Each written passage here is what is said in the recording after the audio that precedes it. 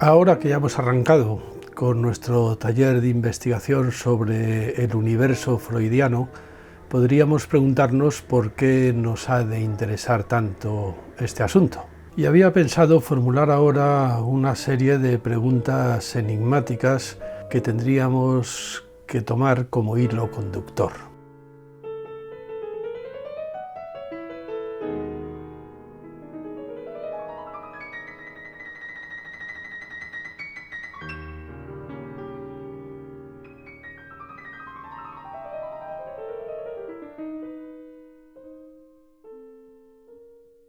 Decía Chomsky, el más grande de los lingüistas contemporáneos, que todo aquello que le había interesado en la vida podía resumirse en dos problemas fundamentales. Uno, nos decía, el problema de Platón, que podría formularse así: ¿cómo es posible que podamos saber tanto a partir de tan pocos datos?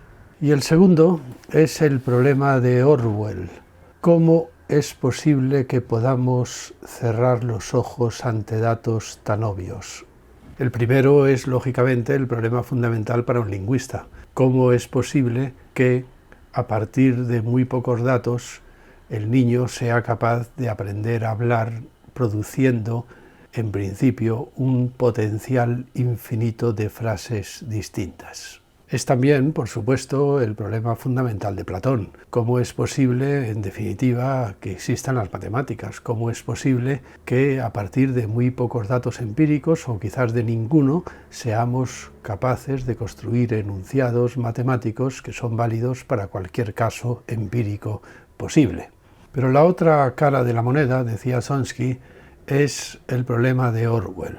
¿Cómo es posible que ante datos tan obvios, sin embargo, seamos tan ciegos? Este problema, en efecto, ha marcado toda la otra cara del pensamiento de Chomsky, su incansable intervención política para intentar que la humanidad abra los ojos ante la barbarie en la que está sumida, una barbarie que a veces, precisamente porque está sumida en ella, le pasa desapercibida. Hace años leí una encuesta en El País que preguntaba a la población si vivimos o no vivimos en una democracia. En esa misma encuesta se les preguntaba si pensaban que los bancos tenían más poder que el gobierno. El caso es que creo recordar que el 75% pensaba que en realidad en este sistema político quienes gobernaban eran los bancos. Pero sin embargo, más del 90% contestaba que esto es una democracia, pese a que, como es obvio, los bancos no han sido votados ni elegidos democráticamente. Da la impresión que a la gente le importara bastante poco el principio de no contradicción. ¿Por qué, en definitiva, somos tan ciegos, tan sumisos, tan dóciles ante este tipo de incoherencias? Pues bien, a estas dos preguntas cruciales podríamos añadir otras igualmente cruciales que nos deberían de servir como hilo conductor en las sesiones siguientes. Una, la pregunta a Freud en El malestar en la cultura: ¿por qué al hombre, por qué al ser humano le resulta tan difícil ser feliz? Y sin embargo, podríamos también preguntar, como la otra cara de la moneda, ¿y cómo es que el ser humano es capaz de aguantar tanto? A veces, viendo la situación actual, uno se pregunta cómo es posible que no salte todo por los aires, que no haya una revolución, una revuelta, un estallido de violencia generalizado y global. ¿Cómo es que aguantamos tanto?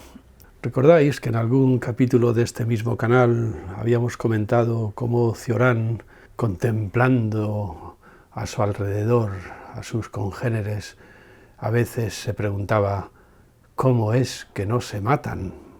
¿Por qué la gente se aferra a una vida miserable? Otro tema ligado a este es el tema de Hannah Arendt, la banalidad del mal. ¿Cómo es posible que tengamos una experiencia tan banal del mal? Como recordáis, Hannah Arendt se preguntaba sobre el colapso moral que había llevado a Alemania a saber y no saber al mismo tiempo que los judíos estaban siendo exterminados delante de sus narices. No fue un ejercicio de maldad sádica generalizada. Fue más bien un ejercicio, dice, de mediocridad, un ejercicio de banalidad. Incluso uno de los directores de Auschwitz, Eichmann, que fue juzgado en Jerusalén, decía que él no tenía conciencia de haber hecho nunca nada malo.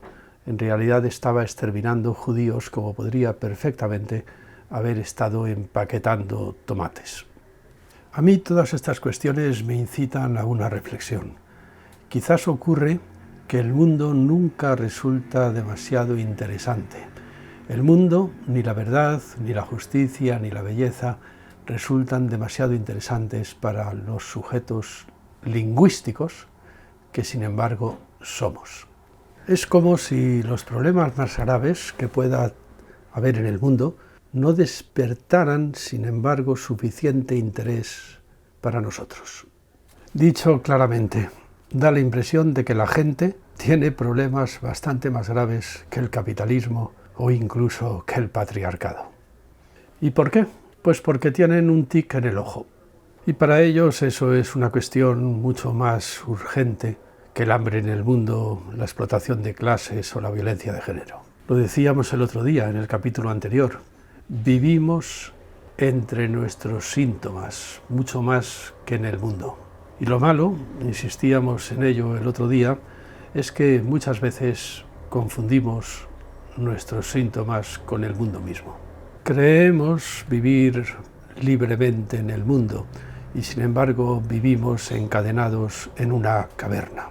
Y esto invierte o trastroca por completo todo el orden, la jerarquía de las cosas importantes. En el mundo de las sombras de la caverna, cualquier tontería puede resultar crucial. Para un neurótico obsesivo, no pisar las rayas de las baldosas es importantísimo. Pisar la raya de la baldosa podría suponer algo así como el apocalipsis, el fin del mundo. La crisis económica no, la crisis económica es una de esas cosas que salen en la televisión y nos aburren. Insisto en lo que vengo insistiendo desde el comienzo de este taller de investigación. No solamente habitamos en el mundo, también habitamos en nosotros mismos. No solamente tenemos problemas con el mundo, también tenemos problemas con nosotros mismos. Y muchas veces los problemas que tenemos con nosotros mismos nos impiden ver los problemas que tenemos con el mundo. Y además, si viviéramos en un mundo mucho mejor que este, a lo mejor las cosas tampoco cambiarían tanto si fuéramos también nosotros mismos quienes tuviéramos que vivirlo.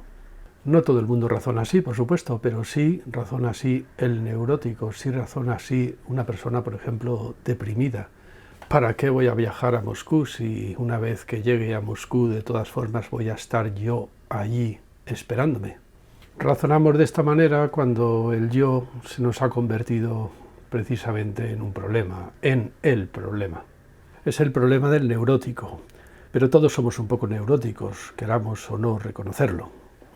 Pues bien, vayamos a la raíz del problema. Es una buena pista para adentrarnos en el asunto freudiano. Antes de tener problemas con el paro o con la hipoteca, la gente tiene un problema fundamental que tuvo que resolver en algún momento de su infancia. Hablar en primera persona. Decir yo. Sí, somos sujetos lingüísticos, pero somos sujetos lingüísticos que hablamos en primera persona. Que decimos yo te quiero mucho, mamá, yo quiero ser bombero, yo quiero poder pagar a fin de mes la hipoteca. Conviene reparar en que esto de que tengamos que hablar en primera persona no viene de suyo. Podríamos perfectamente no tener que hablar en primera persona. De hecho, todo hace pensar, al menos esto es lo que podremos deducir a partir del pensamiento de Santo Tomás, que los ángeles no hablan en primera persona. Los ángeles no están compuestos de materia y de forma, sino de esencia y existencia. Pero si no están compuestos de materia, les falta eso que Aristóteles llamó el principio de individuación. No son individuos. Cada ángel, podríamos decir, agota su especie. Cada ángel es una especie. Es decir, podríamos tener el ángel gato, el ángel perro, pero no podríamos tener en el mundo angélico individuos que fueran perros o individuos que fueran gatos. Si los ángeles hablaran, además de tocar la trompeta, pues sería una especie de diálogo entre especies, algo así precisamente como lo que tenemos en el diálogo científico de la comunidad de científicos. O sea, los ángeles, podríamos decir, hablarían en un lenguaje parecido al de las matemáticas, en un lenguaje en el que nadie dice yo, tú, él. No decimos yo, tú, él en las matemáticas. Hablamos de los entes matemáticos, pero es muy impertinente, podríamos decir, en clase de matemáticas traer a colación el yo. ¿Para qué?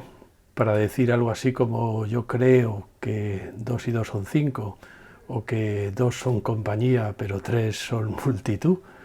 Eso no es pertinente en una clase de matemáticas. Yo desearía que el cuadrado de la hipotenusa fuera más grande que el cuadrado de los catetos. Nadie le dice a un profesor de matemáticas, bueno, eso lo dirás tú. No, porque el profesor de matemáticas ha puesto en la pizarra algo así como queríamos demostrar, y eso de cómo queríamos demostrar es algo así como decir, esto no lo he dicho yo, esto se ha dicho a sí mismo en la pizarra. En clase de matemáticas digo cosas que no soy yo quien las está diciendo. Por eso ocurre, como decíamos, que lo que digo lo diría igual si en lugar de ser yo fuera otro, si en lugar de ser yo fuera cualquier otro, si en lugar de ser Edipo, que cumple su destino diciendo las cosas que tiene que decir, fuera Agamenón o su porquero.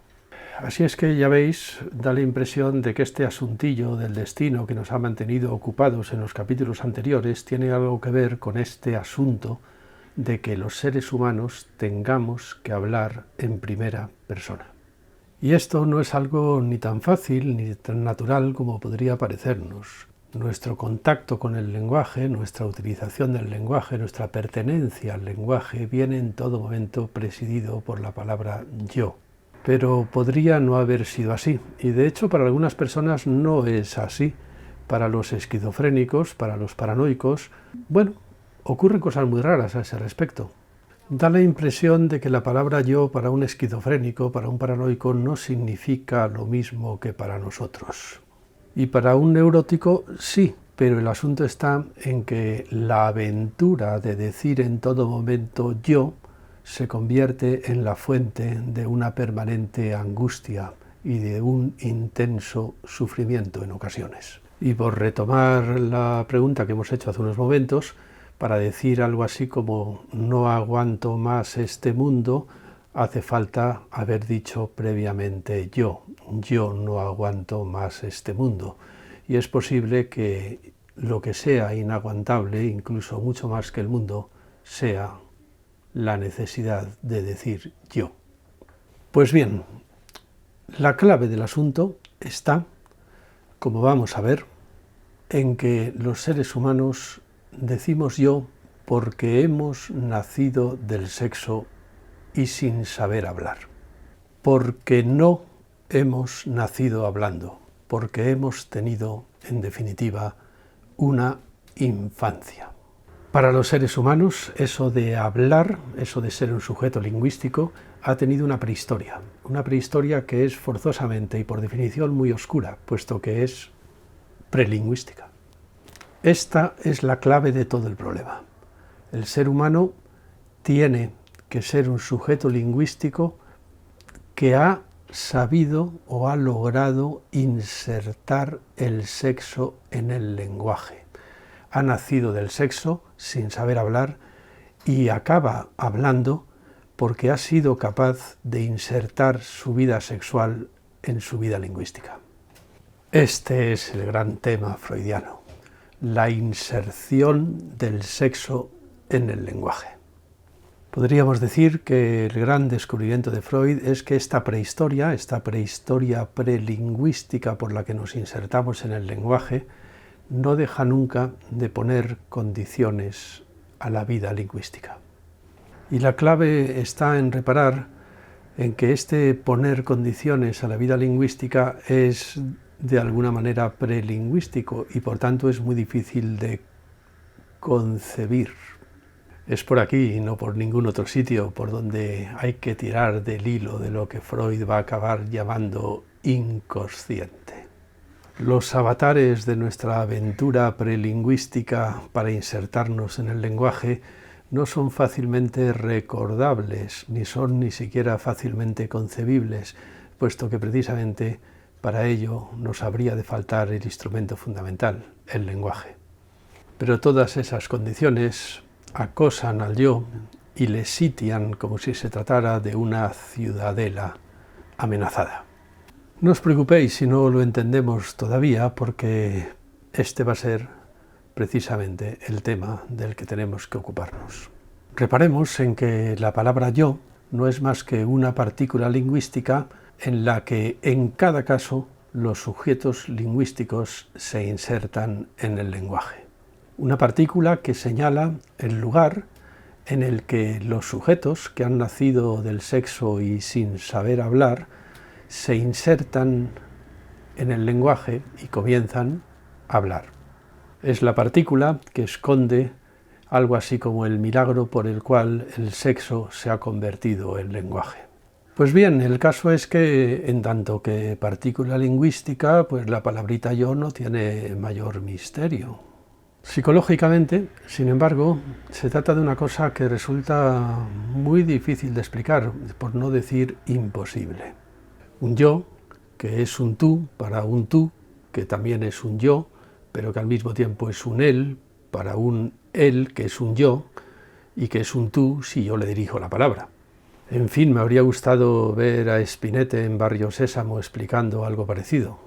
Spinette era un personaje que explicaba a los niños las cosas que no había que explicar, como por ejemplo lo que es arriba, lo que es abajo, lo que es grande, lo que es pequeño, en fin, como eran las categorías kantianas en definitiva, que son necesariamente a priori, pues era una tontería intentarlo explicar, puesto que cualquier niño lo sabía ya.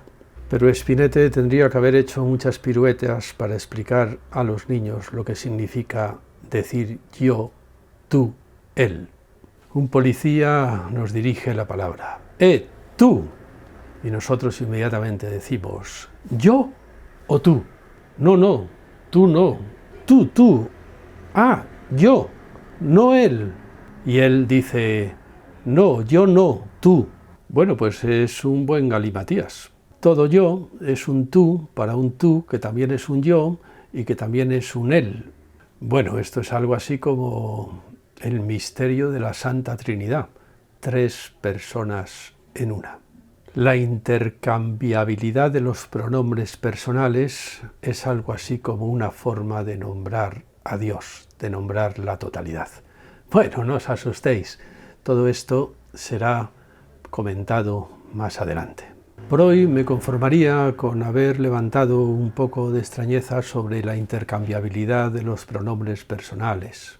Porque esta intercambiabilidad está tan ligada a nosotros mismos, es hasta tal punto la gramática fundamental a partir de la cual articulamos toda nuestra vida, que tiende a pasarnos desapercibida. Y sin embargo, no siempre nos pasó desapercibida. Hubo un momento en que ni siquiera llegábamos a entenderla. Todos habréis corrido la experiencia de trataros con un niño pequeño, vuestro sobrino o vuestro hijo, que cuando se le dice, venga, hazlo tú, él te dice, tú no, yo. O que cuando le dices, mira, un cochecito como el tuyo, él se enfada y dice, como el tuyo no, como el mío. Sí, hay algún momento en nuestra vida que esto no nos resulta evidente, ni mucho menos.